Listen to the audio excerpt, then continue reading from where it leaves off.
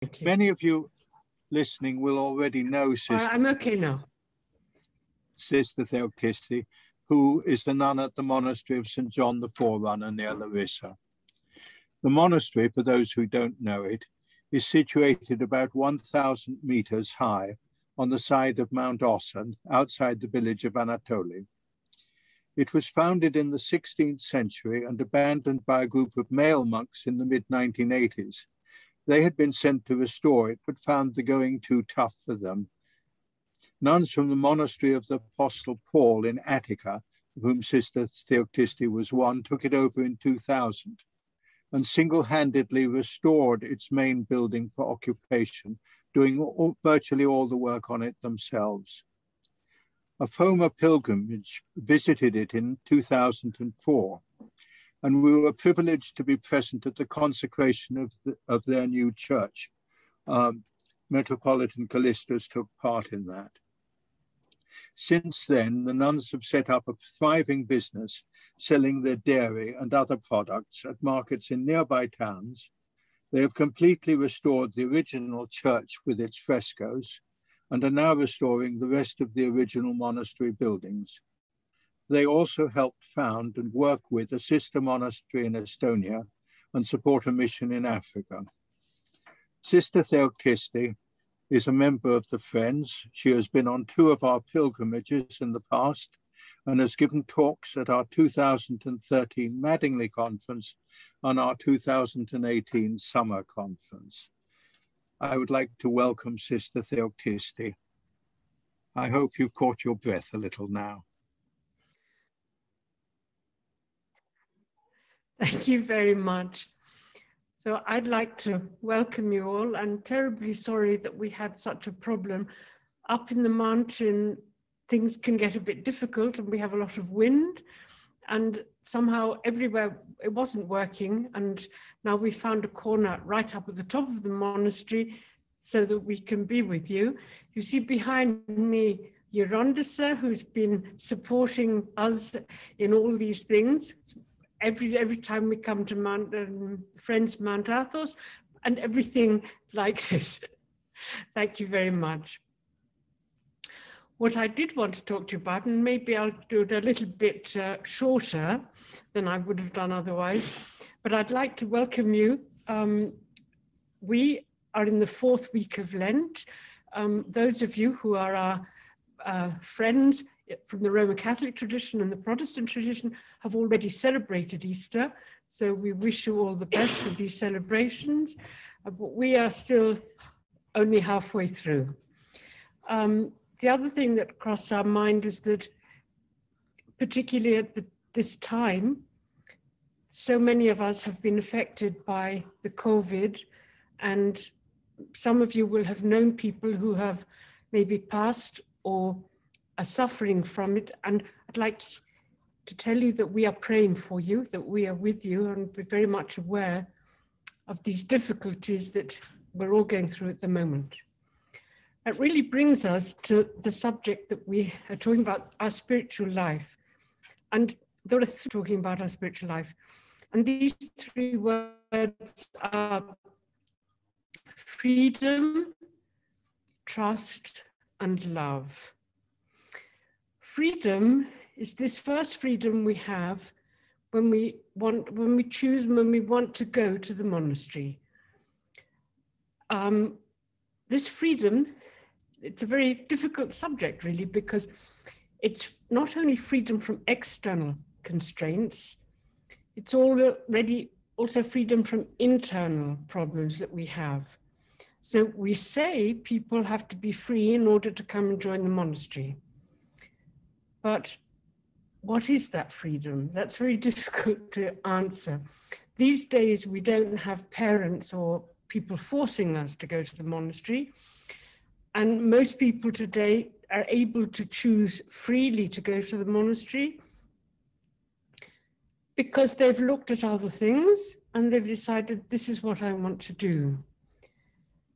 But one of the things that we find out is how free are we inside ourselves? This is something we experience in learning to trust and learning to love. because learning to trust means we're opening ourselves out and letting our Larissa really get to know us, letting our sisters get to know us. And it means to free us from all this sort of package that we take with us. We often like to think, I'm free, I'm okay. But we have to ask ourselves, maybe we're not quite so free as we think we are. And this is this process that we try and get into, to learn to open ourselves out, learn to free ourselves. And we're learning this only through the two things of learning to trust and learning to love. Trust that we open ourselves out and people won't misuse us, won't hurt us, won't use in a bad way the things that we're going to open out from ourselves. This trust, in first and foremost, of course, is to the Larissa, where we really sort of open all this sort of stuff that's going on inside of us in order to be free. And we can do that, we can have this trust when we know we feel loved. And this love is really the key to everything, because if we can be obedient in love, then we are free. So everything else that we do goes from this freedom that we know we're loved, that we know that people care about us. We know that that the community is there for us. So these three things, this freedom, this trust and love, if we can go through it, we get at the end of it, we're coming back to being free. And this is, I think, this sort of mystery, really, that's going on in monastic life, this process of uncovering ourselves, unburdening ourselves, because we can trust. And this trust and love, if we can experience it on a human level, then we can begin to experience what it means that God loves us. Because it can be very theoretical, God loves us. Accepted as I am, with all my weaknesses. Sometimes I say to the sisters, I didn't choose my weaknesses. I might have chosen a few others if I could have had the choice.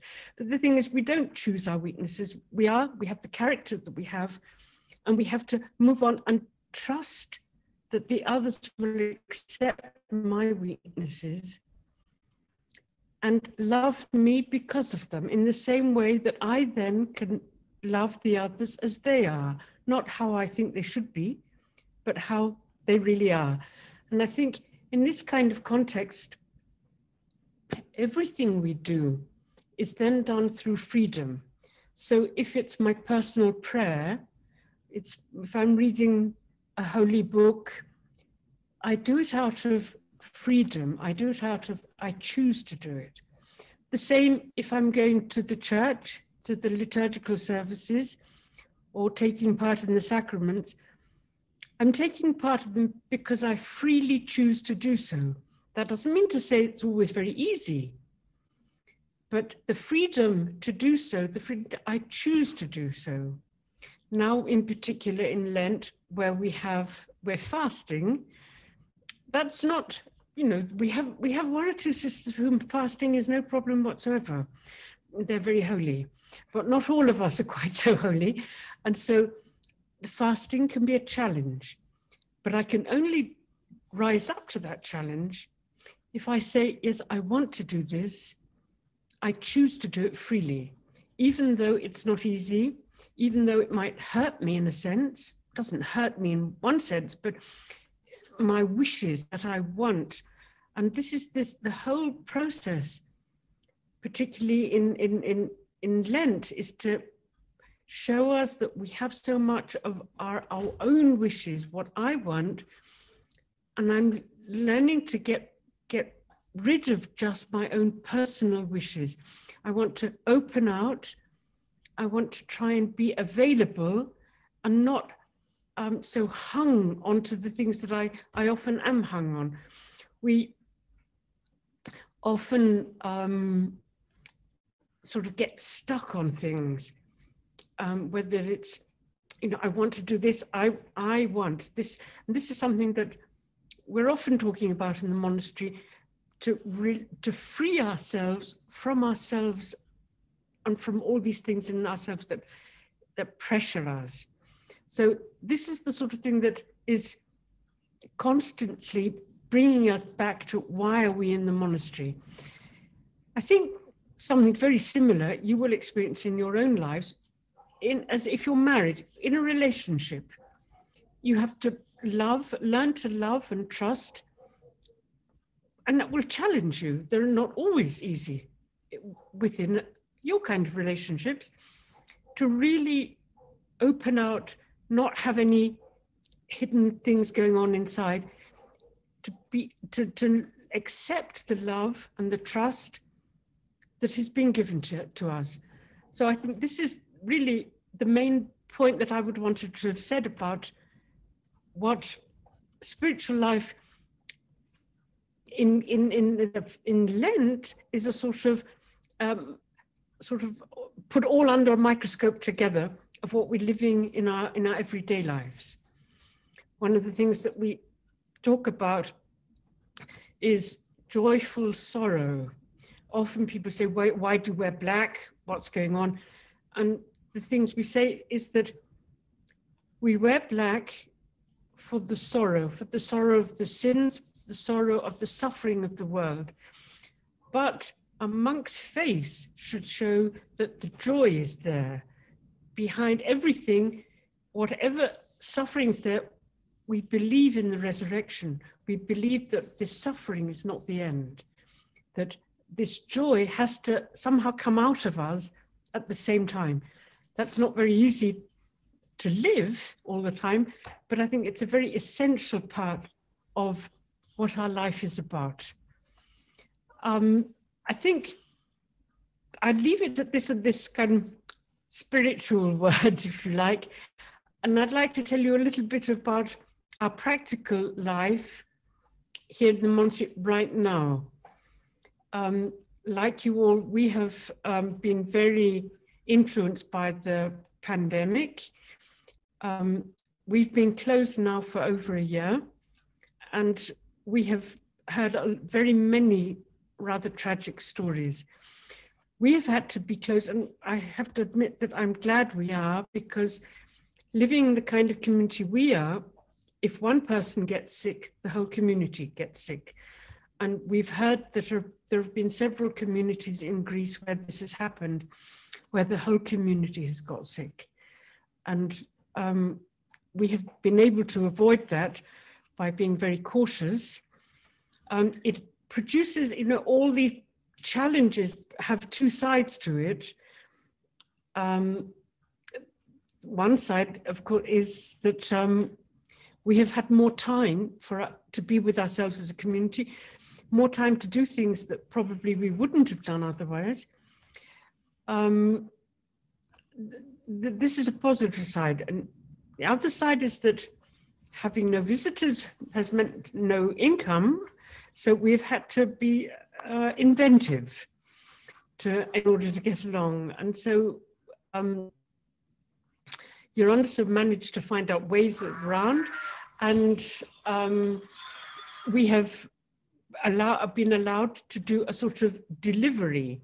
So people can ring up and order everything. They sort of click away. They order everything, and we go to either Thessaloniki or Larissa or Volos, and we bring, each person has their own little package, and they have times when they can come. And this has worked out very well for us. So on that side, life has been easier for us. We have had some other interesting things. You probably heard the earthquake. Fortunately, we were not damaged. We had to evacuate, and we were able to carry things outside and eat outside. It was rather nice, really. We were outside, it was sunny, and we were able to spend the afternoon outside. For other people, of course, because the earthquake, the center of the epicenter wasn't very far from us, they had to, we've heard that nearly about 2,000 homes were damaged, some severely, some had to be destroyed. I have to say that our local government has been very active in church in helping people finding temporary accommodation for some of them and looking after them. And this is something that's also we've tried to be involved with. Another aspect for this year for us has been an important side of it, probably might not necessarily associate that with us too much, is that it's the 200 years of freedom from the Ottoman occupation. As you will remember, that the resistance to the Ottoman occupation actually started from a monastery, the Megisti in the Peloponnese. So this 200 years has been a very important side to know that the monasteries feel themselves, they're proud to be Greek. They're proud to be part of something that is bigger than themselves, and to know that that orthodoxy is rooted, sort of orthodoxy and being Greek. There are very few Greeks who would say they weren't Orthodox, if I put it this way. We know that Orthodoxy is much wider than any national barriers, but it's been a very beautiful side of celebrating that the freedom and the freedom to be able to be Orthodox, to follow Orthodoxy without any constraints. I thought maybe now I can, if any of you have any questions, because I've just been a very quick run through, but maybe some of you have questions that you would like to ask. Peter. I don't know if there are any questions.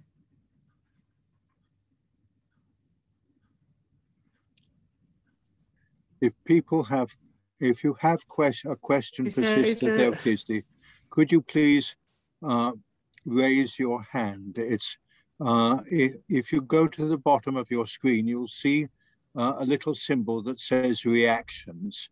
And if you click on that, one of the options it gives you is raise your hand. And then either Nick or I will spot you and we will unmute you so you can ask your question of Sister Theoktisti.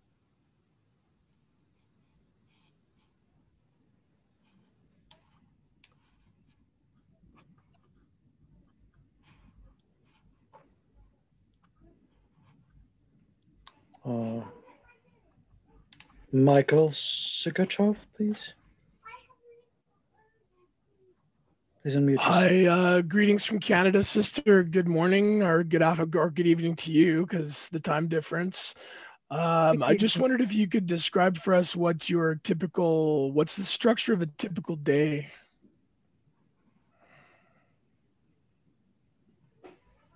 Of the monastery, yes. We begin with morning prayer at 5 in the morning, and after common prayer, there is a little time the sisters have for personal prayer until about, this is always roughly, because in summer and winter we sometimes change, but at 7:30 we have breakfast, and 8 o'clock we begin our different works. We call them diakonema, and then there is midday prayer for those who are in the monastery at around 12 o'clock. For those who are out in the garden or in the stable, they come back to join us for lunch at between 2 and 2:30. And then again, depending on the sort of jobs you have, the economy you have, between 3 and 5, you might be able to have a rest, or you might, if the sisters who go to the stable, for example, they have morning and evening so that they have a rest, or actually it's a time where you can do things like write letters or read or whatever. At 5 o'clock, we have Vespers, and at 8 o'clock, we have Compline. So in between those times, it very much depends on the particular diaconima, the kind of job that you have. We try and say no noise after 10 o'clock, just because, you know, if you've got a full day and you need to be up at 5, then it's quite good to be able to say 10 o'clock, stop. Our main diaconima, our main works, we have the stable where we have cows and sheep and goats that need to be milked. We have chickens and rabbits. A cheese kitchen, because the milk from the cheese kitchen comes in. We make lots of different kinds of cheeses and yogurt and things like that. Then we have a garden with the greenhouse. So that's a lot of work all during the year. And of course, then you've got the cooking, the cleaning, the sewing, all the other kinds of diaconima that we have. Does that answer your question? Is that okay? Yes, it does, Sister. Thank you very much, Caristo.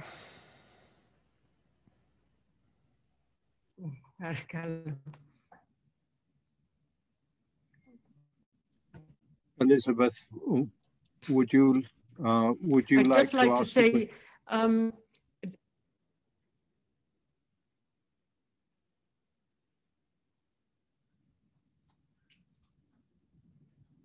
Elizabeth, hello. Would you like to ask your sorry, question? sorry. I thought that Sister wanted to say something else. Yes, Sister, very good to see you and hear you. I wonder if you could say some more about the monastery's seed growing and seed distribution work, and I'm wondering how this has been affected by the pandemic, because presumably the seed exchange festivals can't happen, and also I know you have visitors coming in to help with the farm work and the harvest, which again presumably hasn't been happening. Thank you. Right. Well, you're very right there that we haven't had it. What's been interesting is that I had wanted to mention that, and it's good to ask because I had forgot to mention. Last year, no, actually 2 years ago now, a young man who is a filmmaker spent several weeks in the monastery and made a film. And it's called The Sisters of the Earth. And it's been shown on French television and German and Belgium and Holland, as far as we know. And since then, we have had an absolute influx of people wanting seeds. It just, it could be 20 or 30 a day, emails, people asking to sell seeds. So although on the one side, we haven't had our seed festival, we've had a huge request for seed, the Sisters of the Earth, but also for all the people who are the Greeks who are now at home, and a lot of them want to have seeds. So we are, the post office, our local post office exists now basically because of us, because all the seeds people want. So this has been a very important thing, that people are very much more aware of the importance of old non-genetically modified seeds. People are very conscious of that, and some people are having, for example, in Greece, I think some people have moved back to their villages for various reasons, and have time and wanting to plant their seeds. And again, from France and Germany, many people are writing. So there's been a huge request for the seeds. The other side, of course, is that we have had no help allowed to come. God has been very good to us, really, because the sisters have worked very hard, and we have managed. I'm surprised at how wonderful harvest that the sisters are able to bring in, given that a huge amount of work that is involved in that. You'll be aware of how much it's about, but somehow I think one of the things that we are conscious of is how lucky we are to be living on top of the mountain. It means that we can be outside. We don't have to worry about getting COVID, and we're conscious of all the people who are in their apartments in the city who would love to be able to get outside but can't. So I think that we have more work on the one side actually compensates that we know will work for those people who would otherwise like to be helping us. And we have a lot of, today, something like 5 requests today for people to come and visit us. And we just have to say, we have to wait until we know that people are allowed to travel. We have to be very careful now not to be less cautious. We have to follow all the regulations that they give us. I hope, does that answer your question?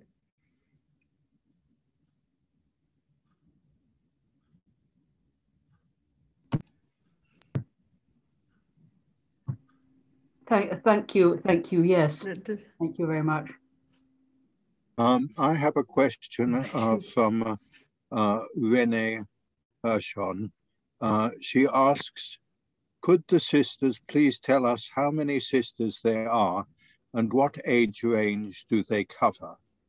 And also perhaps you could just mention for everybody how many nationalities there are.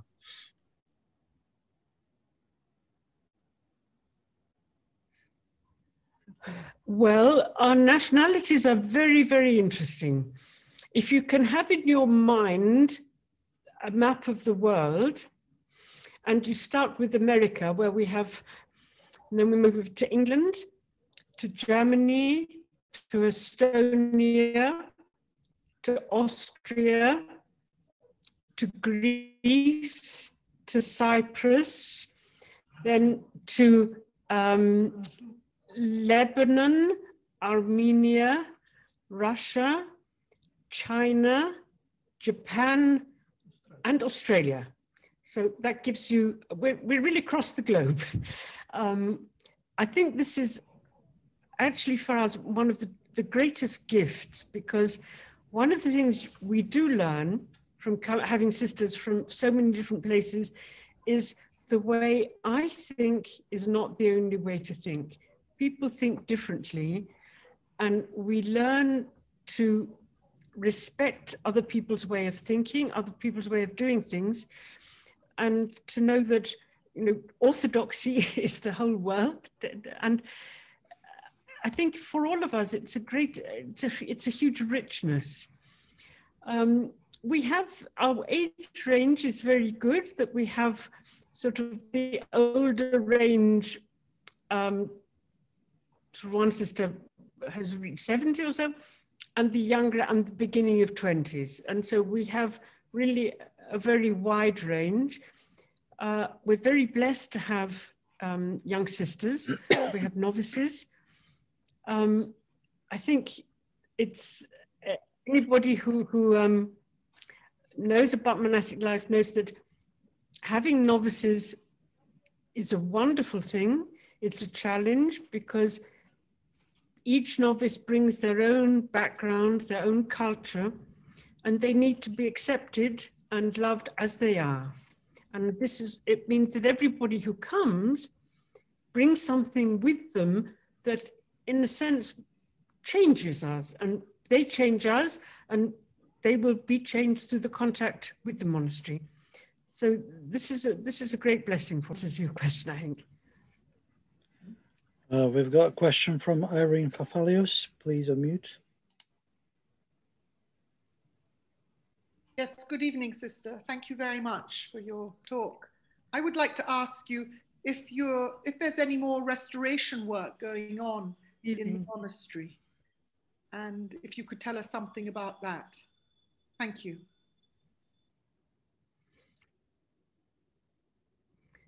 Yes.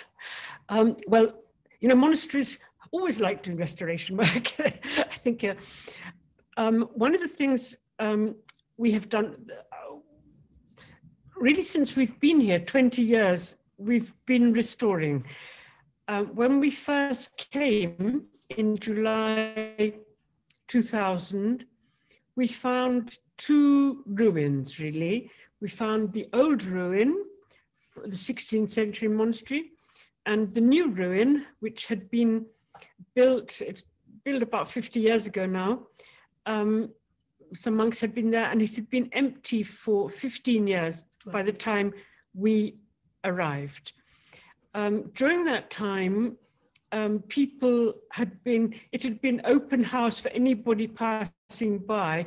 So the hunters in the winter would come, and we discovered that they'd take a door and break it up and have the fire and light a fire inside the building. So the new monastery was a ruin as well.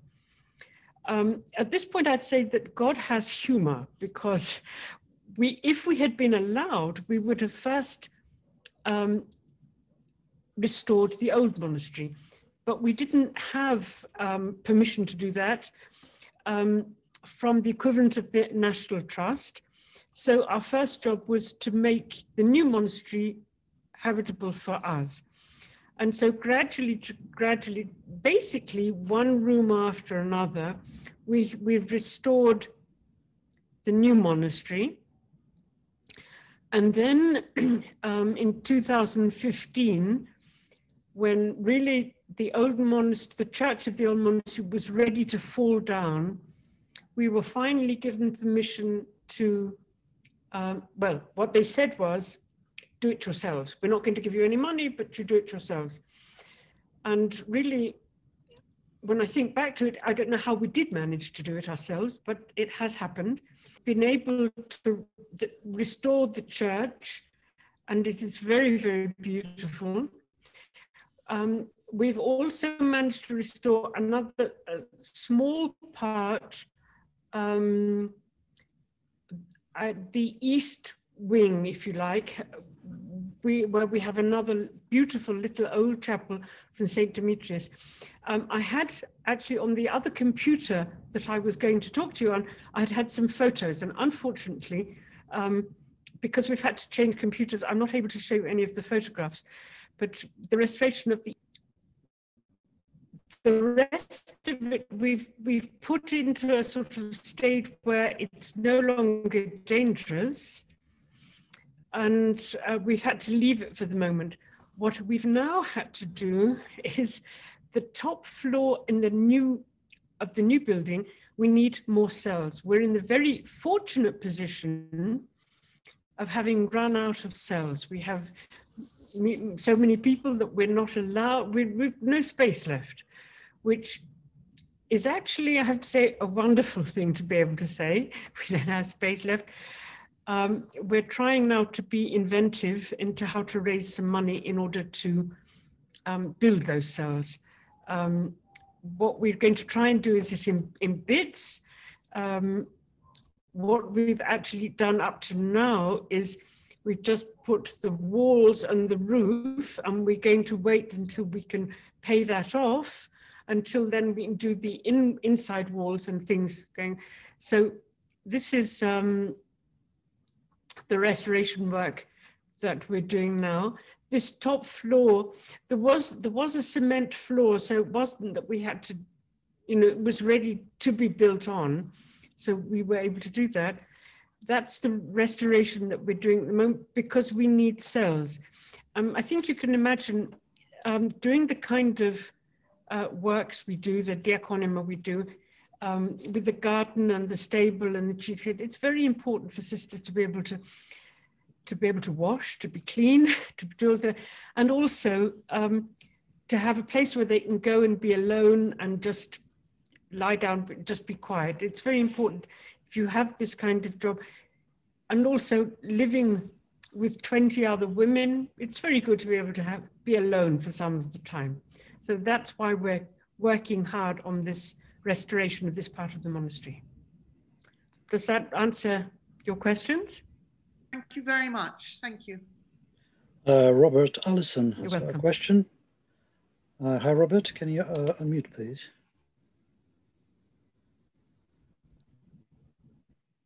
Thank you. Sister Theoktisti, I'm very happy to meet you in person, or at least virtually, and to extend greetings from the Friends of Mount Athos in the Americas. Right. Yeah. And from the Mount Athos Foundation. You answered, That's in great. fact, just now part of Thank the you. question. Your name is not familiar to me. That's okay. I'm a member of the Friends of Mount Athos in the Americas, the membership secretary. Yeah. And the president of the Mount Athos Foundation. I wanted to say greetings from all of us. Mm-hmm. We've heard about Thank you very much. What you were just telling us, which is wonderful news about the new sisters who have come. And I was happy to hear that you've begun to work on providing them accommodations. Can you tell us what it's like for the new sisters? What are their living conditions now? This must be challenging for them when you have so little space. So we'd like to hear how they're doing. And I think, yeah.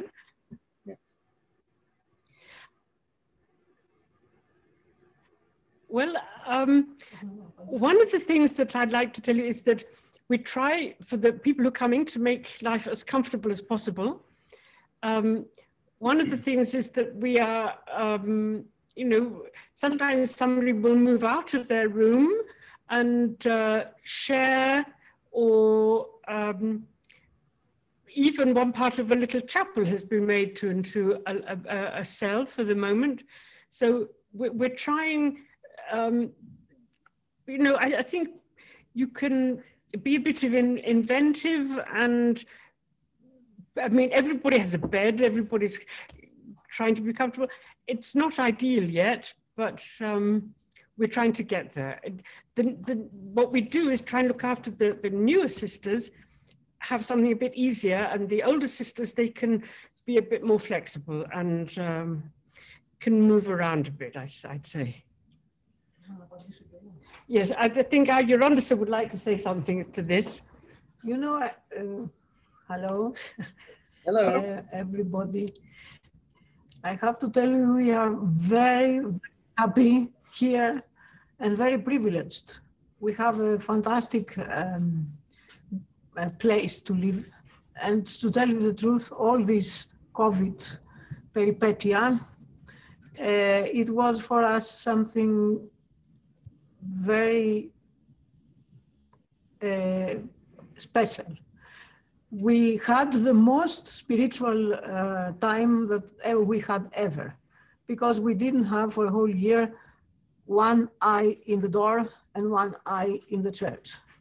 So we feel privileged. We hear every day stories from people that they are in the towns and they have, and I think that we are very often asked to to say something from another side for what all the world is experienced last year.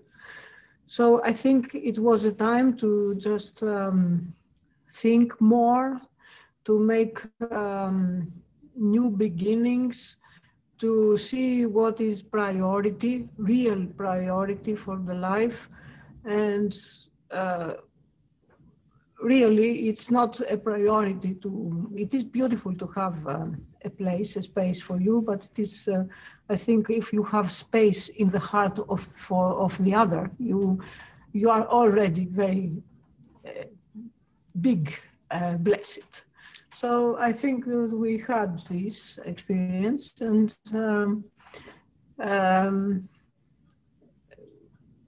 we had more time to pray.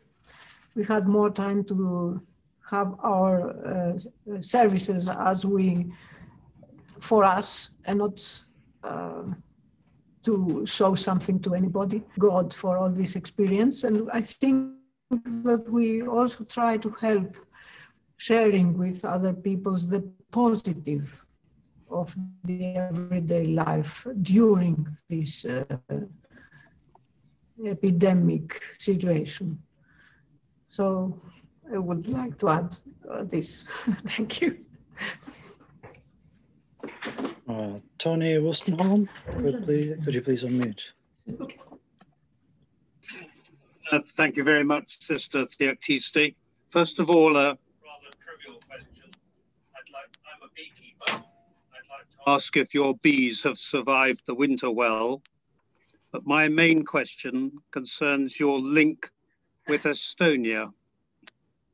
I wonder if you'd say a bit more about that, how it came about. Yes. And what is the relationship? Thank you.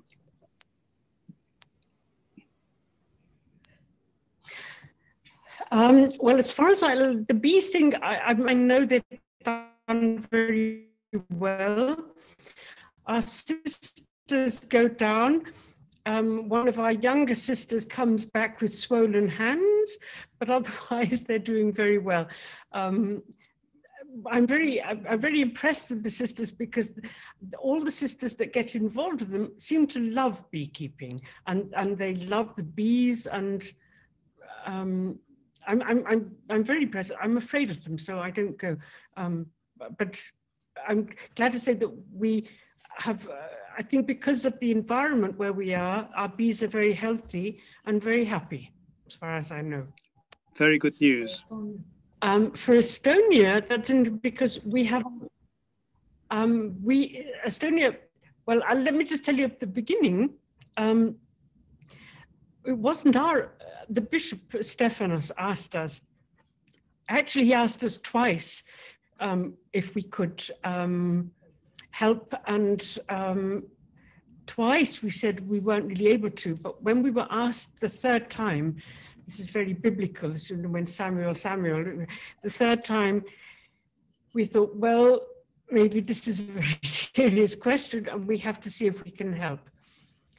So we have sisters there, usually we have 4 sisters there, and I have to say it's a big challenge for us. It isn't easy to have 4 sisters away. And financially, it's a big challenge for us because, you know, they are getting on their feet, but it's, you know, as you know, getting a monastery set up. The diocese, we have been given a church and a house that belonged to the church. This has been a very important thing because we've realized how many people are coming to the sisters and saying things like, well, you know, my parents were Orthodox, or my grandmother was Orthodox, or they have this Orthodox experience in them, although for the last years they weren't able to, or, you know, in the Soviet occupation, this wasn't the time.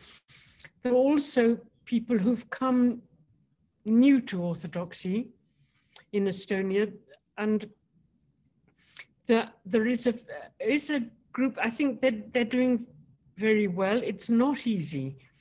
You know, we ourselves, we don't want to be involved in any political issues to do with the Greek Church and the Patriarch of Constantinople and the Patriarch of Moscow. The island where our little monastery is situated is good because there was no Russian Orthodox presence there, so that we are avoiding any of those kind of problems. And also we have a very good relationship with the Russian Orthodox monastery, Püchtitsa, which is near the border with Russia.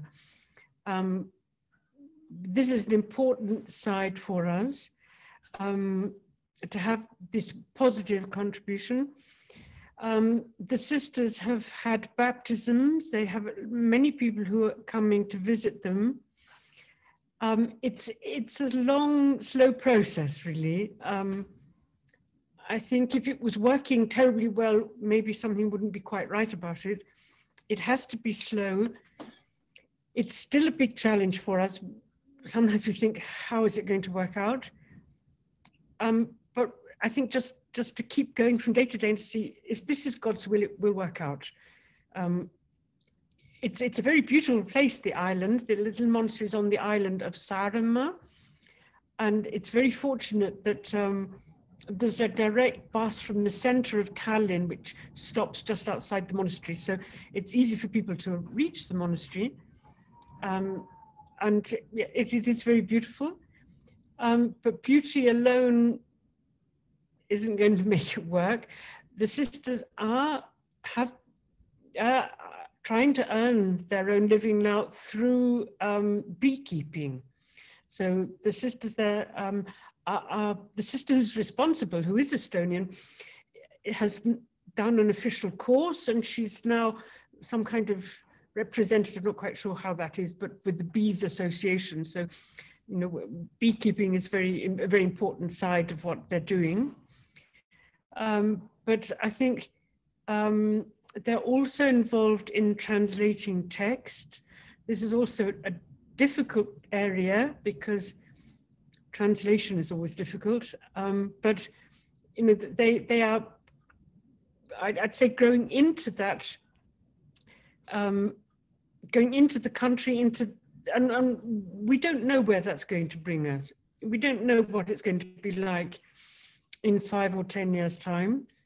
We hope it'll work out, but you know, it'll only work out if God wants it to work out, and we can't push it in any way. Does that answer your question? Yes, thank you very much. Is the working language in the monastery in Estonia English, Russian, or Estonian?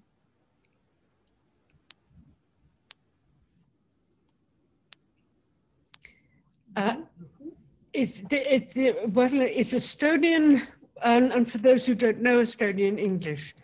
Very good. Thank you so much. That was very interesting. Feel that, you know, their everyday language, the people they're speaking to, in Estonian.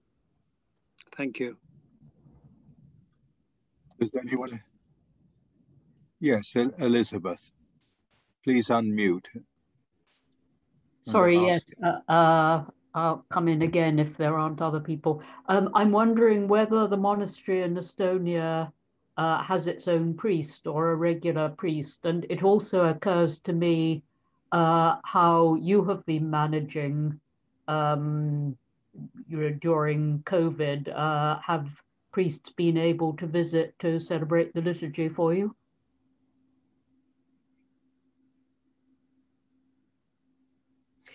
Yes. Well, we've been very fortunate both in Estonia and here. A couple of years ago, a retired mayor of a local area was ordained priest, and he's from this area. So he actually is ordained to look after our village and us, which is a great thing because then it means that he's not having contact with anywhere else. But your answer would like to answer. I want to add something, you know. It is very good that our synod from time to time gave orders for the parishes. But it's fantastic that we as monasteries, there is one article which says monasteries, they have to keep their own program. So this was a possibility of flexibility, and we had really a lot of, more than in common days, liturgical experiences, because last year, for example, Easter time, it was all the churches were closed for also the priests, they didn't have where to go. We had other Easters, we just tried to find a priest for us to celebrate. And this last Easter, we had minimum 10 priests that they would like to come to celebrate. So, of course, it came one, but we had a very rich possibility for a rich liturgical life, I can say. And in Estonia? In Estonia, they never stop having liturgies. Really, they have, liturgy is their material, the main material that they work with. Liturgies are twice a week, I can say, in Estonia. Although it is difficult, they manage to have it. You know approximately the problems of Estonia, I can imagine. It is the problems of the relationship with the Russian church, because, and we were positive to help, that's why we are there. But our main method is really to be there and show love to the people, openness. And, you know, Estonians are very closed people. They don't trust very easily. So we try, for example, to have a very good garden. So probably they come to see the garden, but they can, at the same time, they can hear and visit the church and hear things that they make them free and more free by the time. And I think this is to be there. It's very important. Right. Thank you very much. Does anybody else have a question to ask? You're welcome. Sister Theoktisti? If not, I would like to thank you, Sister Theoktisti, for persevering and giving us a very interesting talk. In spite of the technical difficulties you had, you recovered extremely well. Although I've been to the monastery twice, I found your update and what has been going on fascinating. All I can do is wish you all the very best from all of us, and hope that you get through it strengthened and keep on the successful path that you have been following up till now. And also I'd like to thank the Gerondissa very much for joining you and answering some of the questions as well. It is a joy to hear your voice. Thank you both very much. We would just like to ask one question. Okay. Yes. Could I just ask one question? How is Bishop Callistos? He had an operation back in January or February. He is recovering. He isn't that well. I mean, he's no longer young, of course, but he is on the mend and he is recovering slowly. Thank you. I'm sorry, I just that was the question we had. All right. Sorry. One last thing, Douglas, are you still with us? If so, would you like to just mention the books that you have Yes, I don't know that he's with us still, but Sister Elizabeth Theoktisti has just posted a message to say that she expects to see Metropolitan Callistus tomorrow and will pass on your greetings. Thank you very much. Thank you. I just wanted to mention that if you go to the Friends of Mount Athos website, you will find that there are several interesting books, including one celebrating 30 years of the Society, with lots of interesting essays and beautiful photographs about Mount Athos, and also a book called On Prayer, which is a summary of all the talks given at our last Madingley conference. So please do have a look at the website and see whether you would like to order any books. Once again, Sister Theoktisti, thank you very much, and all the very best to you and all the sisters.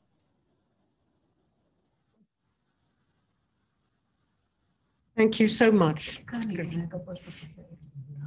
Thank you, and thank you everybody for joining the meeting.